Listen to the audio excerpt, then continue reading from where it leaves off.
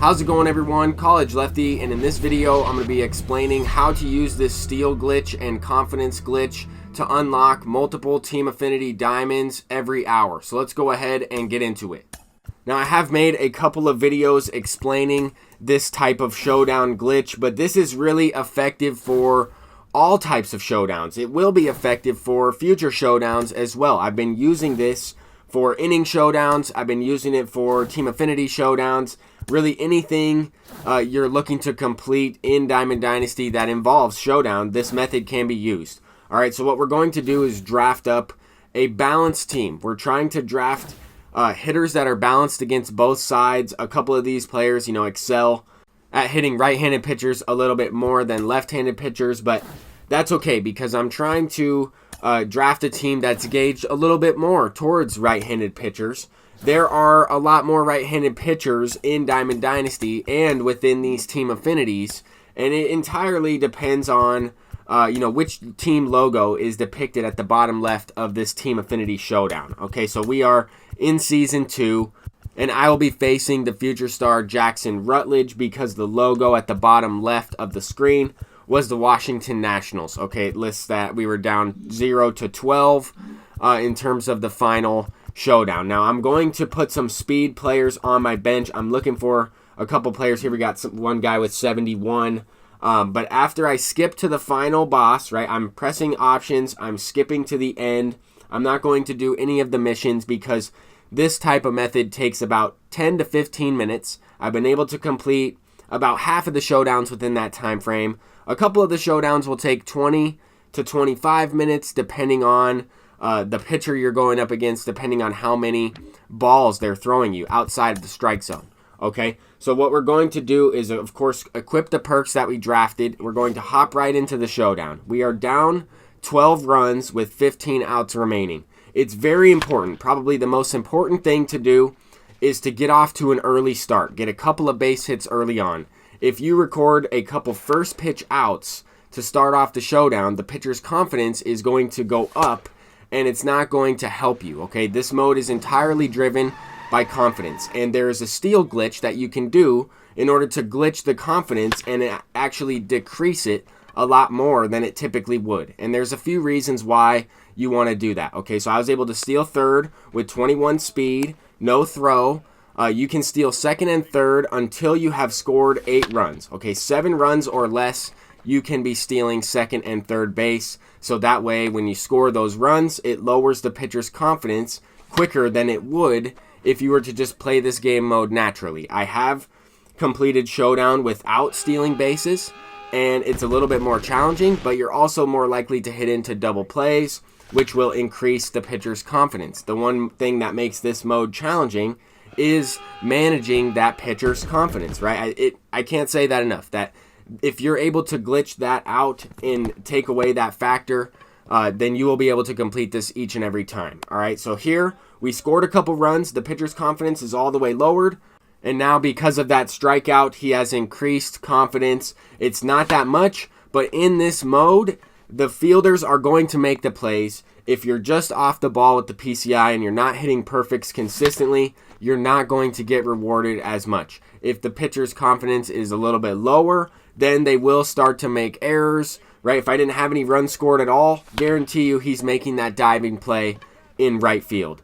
You are going to need a little bit of luck involved with this, right? I've played a lot of this showdowns. I beat this mode probably around 90 times this year specifically. I've played countless numbers of showdowns, over 200 showdowns completed using this method. I know that this is the way the game developers kind of wanted us to be able to complete this, but there are lots of strategies and little small glitches that you can use in order to maximize your completion percentage, maximize your time used in this mode.